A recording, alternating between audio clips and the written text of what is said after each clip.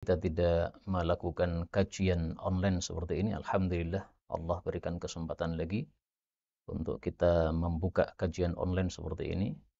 Dan kita akan membahas satu kitab dengan judul Al-Arba'un Al-Buhtaniyah. 40 hadis yang berkaitan dengan menyikapi tuduhan. Kaum muslimin rahimani wa rahimakumullah, ada beberapa hal yang ingin saya sampaikan sebelum kita baca kitab ini. Yang pertama, Rasul sallallahu alaihi wasallam bersabda, "May yuridillahu bihi khairan yufaqihu fid din." Barang siapa yang Allah Subhanahu wa taala kehendaki kebaikan, maka Allah Subhanahu wa taala akan menjadikan dia paham agama. Maka tujuan kita mempelajari hadis-hadis Nabi sallallahu alaihi wasallam adalah supaya Allah Subhanahu wa taala memberikan kita paham terhadap agamanya, sehingga kita termasuk orang-orang yang dikehendaki kebaikan oleh Allah Subhanahu wa taala.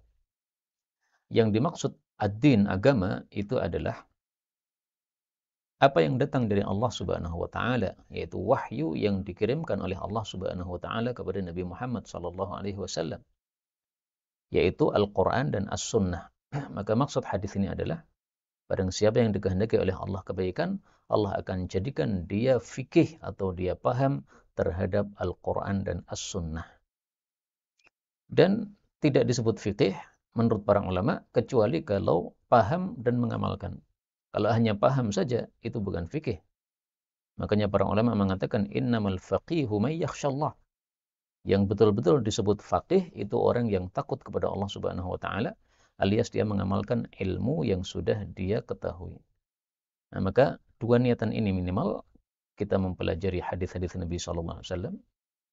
Yang pertama, bahwasanya kita ingin memahami wahyu Allah Subhanahu wa taala, dan yang kedua, kita ingin mengamalkan apa yang kita ketahui dari wahyu Allah Subhanahu wa taala. Dengan niatan ini, insyaallah akan diberkahi oleh Allah Subhanahu wa taala.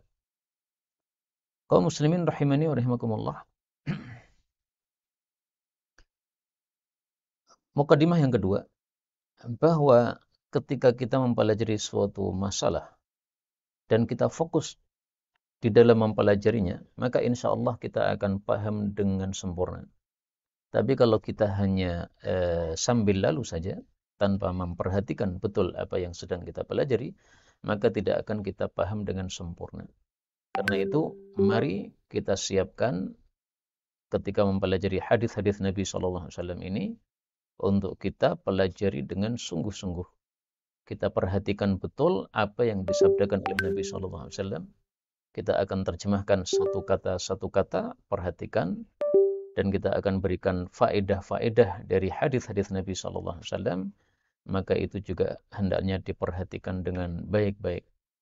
Karena seringkali kajian online seperti ini, orang sambil membuka-buka yang lain.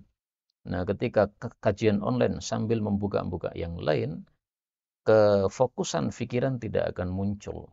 Dan ketika kefokusan pikiran tidak muncul, maka kita pun juga kurang paham dengan pemahaman yang sempurna. Baik, kita tunda sebentar ya. Ada persiapan dulu.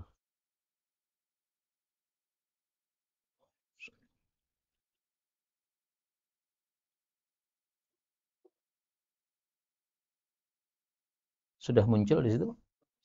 Sudah? Oh, belum.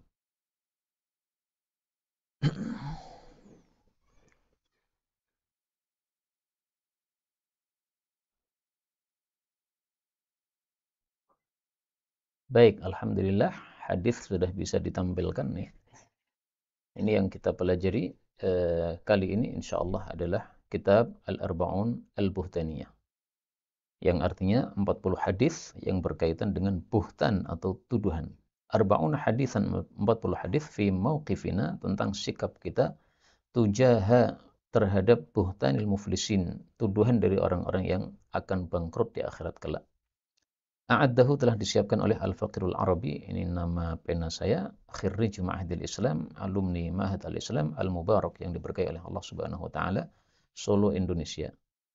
Al-Mangzil rumah saya Qurba Masjidil Mujahidin, dekat Masjid Mujahidin Manang Sukoharjo. Ini WhatsApp yang baru ya, karena yang lama sudah eh, hilang. Kemudian YouTube saya ini PKH Pusat Kaji Hadis Solo. Telegram Kotob Jawi. Ini isinya kitab-kitab yang ditulis oleh guru-guru kita dari Indonesia, baik orang-orang lalu maupun orang-orang sekarang yang masih hidup ya, semuanya insya Allah kita kumpulkan di sini. Sudah ada beberapa sampai ratusan kitab yang berhasil kita kumpulkan. Al-Isdarul Awal cetakan pertama 1445 atau 2023. Jadi buku ini memang baru saja kita tulis. Darul Athar Misrum. Buku ini dimulai dengan Bismillahirrahmanirrahim sebagaimana biasanya, karena mengikuti apa yang dilakukan oleh Allah Subhanahu wa taala di dalam kitab sucinya Al-Qur'an. Allah juga memulai dengan Bismillahirrahmanirrahim. Dan segala sesuatu yang dimulai dengan Bismillahirrahmanirrahim akan diberkahi oleh Allah Subhanahu wa taala. Karena itu kita meniru apa yang dilakukan oleh Allah, sekaligus kita mencari berkah dari Bismillahirrahmanirrahim. Kata-kata Bismillah ini ditulis tanpa alif ketika ada tambahan Ar-Rahmanir-Rahim. Tetapi ketika tidak ada tambahan Ar-Rahmanir-Rahim, maka mestinya Bismillahnya pakai alif seperti ini. Ini ilmu ilmu rasm dalam bahasa Arab seperti itu.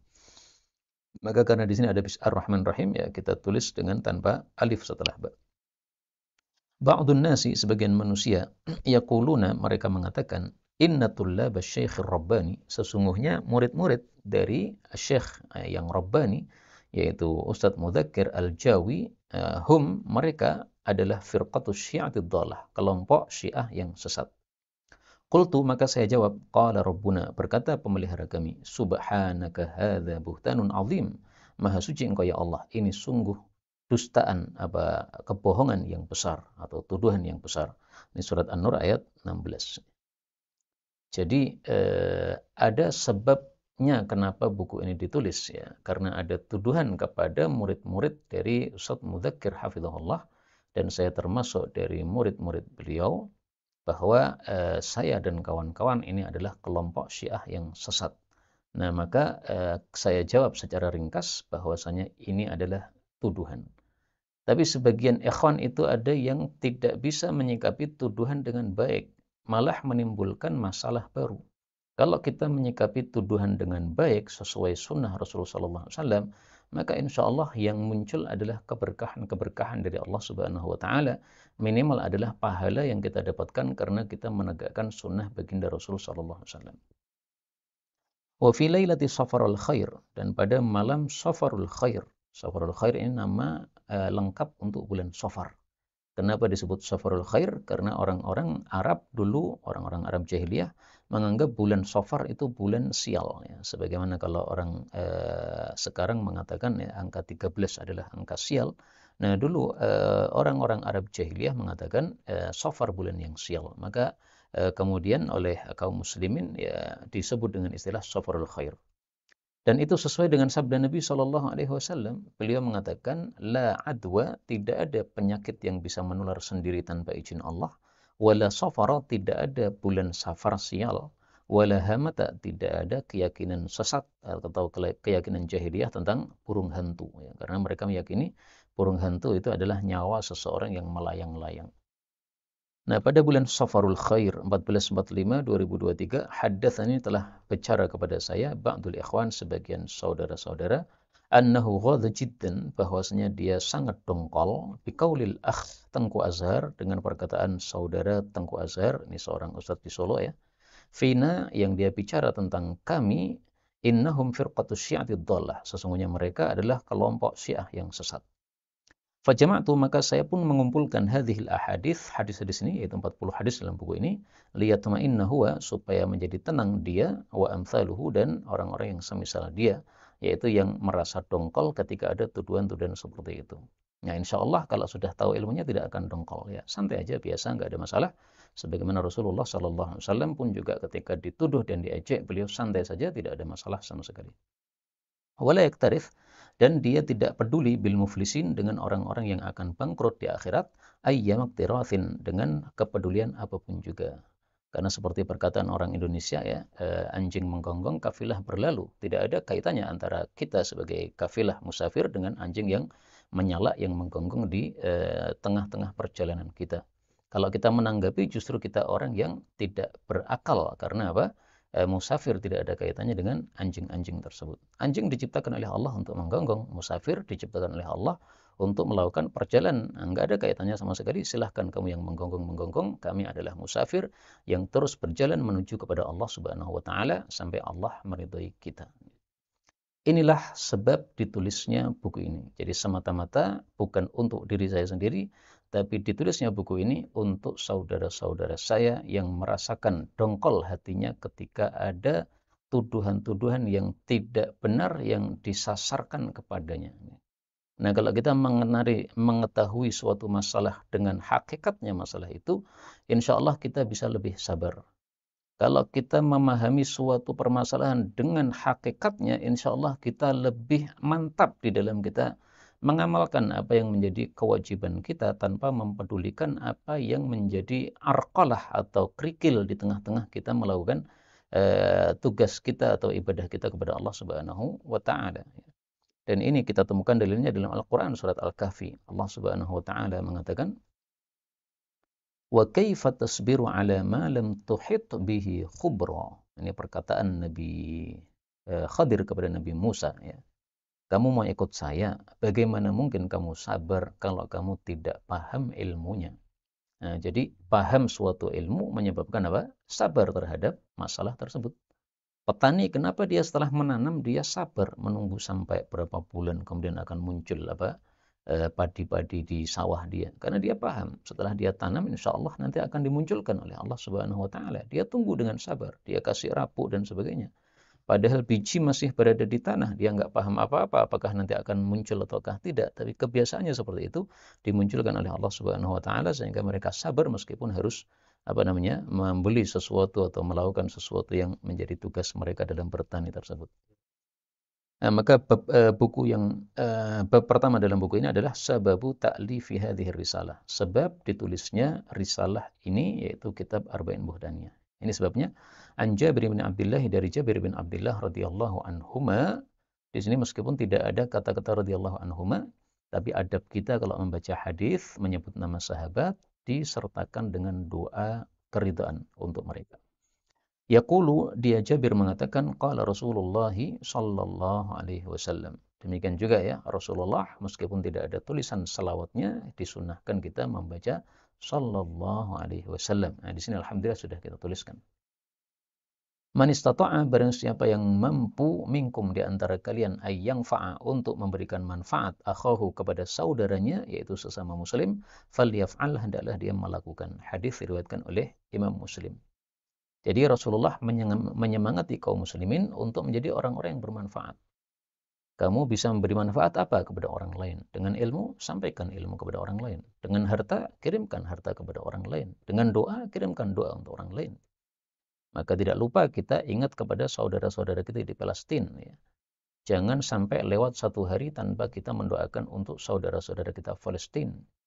Terutama ketika bangun tidur, kemudian kita membaca wirid setelah bangun tidur yang menyebabkan doa mustajab. Nah, kemudian kita angkat tangan doa untuk saudara-saudara kita di Palestina. Demikian juga antara adzan dan qamat, ini doa mustajab, kita doakan untuk saudara-saudara kita di Palestina. Demikian juga setelah menirukan adzan, nah, kemudian membaca salawat, Allahumma rabbati da'wati tamah dan seterusnya. Nah, selesai itu kemudian kita baca doa juga mustajab. Ini sesuatu yang baik untuk kita doa untuk saudara-saudara kita di Palestina. Demikian juga para imam-imam hendaklah membaca kunut nazilah pada sholat mereka masing-masing, yaitu ketika mengimami sholat lima waktu. Untuk yang tidak menjadi imam, maka antum bisa baca doa kunut nazilah untuk saudara Palestina pada sholat witir masing-masing. Salat witir pada rakaat yang ketiga, rakaat terakhirnya setelah sami Allahu liman hamidah, Rabbana walakal hamdu. Nah, kemudian membaca doa kunut witir, Allahumma hdina fi man hadait dan seterusnya. Kalau sudah selesai, boleh ditambah dengan doa yang lain, bebas. Nah, dalam hal ini kita doakan untuk saudara-saudara kita di Palestina. Ini dalam rangka apa? Yang memberikan manfaat. Dan jangan dianggap remeh doa itu. Doa itu sesuatu yang sangat besar di hadapan Allah Subhanahu wa taala. Tidak ada sesuatu yang lebih mulia di hadapan Allah daripada doa. Yang mengatakan ini bukan saya, tapi Rasulullah sallallahu alaihi wasallam. Mari kita lihat hadisnya. Laisa syai'un, tidak ada sesuatu akrama 'ala Allah yang lebih mulia di hadapan Allah Subhanahu wa taala minad du'a, daripada doa. Hadis riwayat Tirmidzi sahih. Maka kalau kita berdoa, ini kita dimuliakan oleh Allah Subhanahu wa taala karena kita melakukan sesuatu yang sangat mulia di hadapan Allah. Dan para ulama mengatakan doa silahul mu'min, doa adalah senjata orang-orang beriman.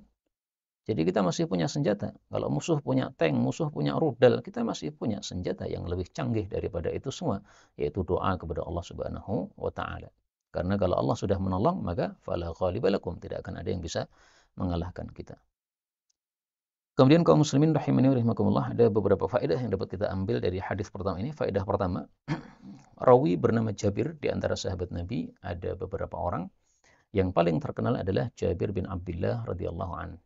Sehingga ketika disebutkan Jabir tanpa bin, maka itu pasti Jabir bin Abdullah, ya, bukan Jabir yang lain, karena dialah yang paling terkenal. Dan Jabir ini termasuk 5 sahabat Nabi yang paling banyak meriwayatkan hadis. Satu, Abu Hurairah. 2, Aisyah, istri Nabi. 3, Anas, pembantu Nabi. 4, Ibnu Abbas. 5, Ibnu Umar. Tambah Jabir berarti 6 ya. Tambah satu lagi menurut sebagian ulama, yaitu Abu Sa'id Al-Khudri.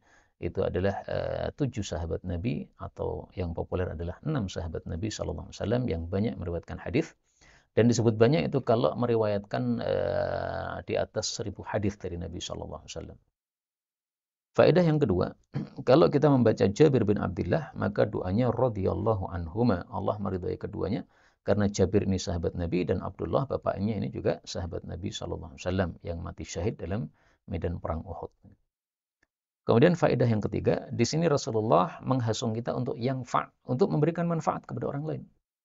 Dan memberikan manfaat itu bisa bermacam-macam, tidak harus dengan ilmu, tidak harus dengan harta, dengan apapun yang bisa kita berikan manfaat kepada orang lain. Dan makna ini, yaitu hasungan memberi manfaat kepada orang lain, kita temukan dalam beberapa hadis. Contoh, Rasulullah SAW bersabda, khairun nasi anfa'uhum lin nasi. Manusia yang paling baik itu adalah yang paling banyak memberi manfaat kepada orang lain. Hadis riwayat Qudai, derajatnya sahih. Ini berita, tapi maksudnya hasungan dari Nabi SAW untuk kita banyak memberi manfaat kepada orang lain. Yang kedua, Rasulullah SAW memperumpamakan orang Muslim seperti pohon kurma. Apa maksudnya? Nah, kita lihat. Mathalul mu'min, perumpamaan orang beriman, mathalun nakhlah, seperti pohon kurma. Ma akhadta minha min syai', apapun yang kamu ambil dari kurma tadi, nafa'aka, bermanfaat. Nah, pohon kurma begitu ya. Akarnya ada manfaatnya, kulit pohonnya ada manfaatnya, biji kurmanya ada manfaatnya, buah kurmanya apalagi, daun kurmanya, tangkainya, semua ada manfaatnya. Maka orang beriman mestinya seperti itu. Apapun yang diberikan oleh Allah kepadanya bermanfaat. Diberi ilmu, bermanfaat. Diberi harta, bermanfaat. Diberi kekuasaan, bermanfaat. Diberi apapun, akan bermanfaat. Itulah orang mukmin yang sesungguhnya seperti itu. Sebagaimana diperumpamakan juga oleh Allah Subhanahu wa taala dalam Al-Qur'an, seperti itu juga. Allah sebutkan pada surah Al-Ibrahim. Boleh disebut Ibrahim atau Ibrahim ya, ayat 24. Alam tara kaifa daraballahu mathalan kalimatan thayyibatan ka syajaratin thayyibah. Ini perumpamaan orang beriman.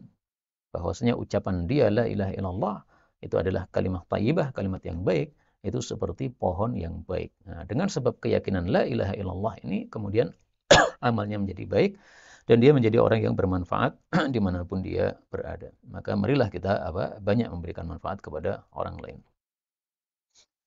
Bab yang kedua, fadlu hidayatin nas. Fadilah memberikan petunjuk kepada manusia. Dan memberikan petunjuk ini bisa dengan tulisan, bisa juga dengan ucapan, bisa juga dengan sikap dan sebagainya. An Sahl bin Sa'din radhiyallahu anhu anna Rasulullah sallallahu alaihi wasallam qala li Ali, berkata kepada Ali radhiyallahu anhu, fa wallahi, maka demi Allah, la ayyahdiyallahu, sungguh bahwasanya Allah memberikan hidayah bika, dengan sebab kamu wahai Ali, rajulan wahidan, kepada satu orang saja, itu sudah khairul laka, lebih bagus bagi kamu, min ayyakuna laka, daripada ada bagimu humrun na'am, unta. Ini sering diartikan unta merah ya, tapi sebenarnya unta gitu aja ya. Karena na'am itu artinya adalah ternak, kemudian humrun itu merah ya, ternak yang merah.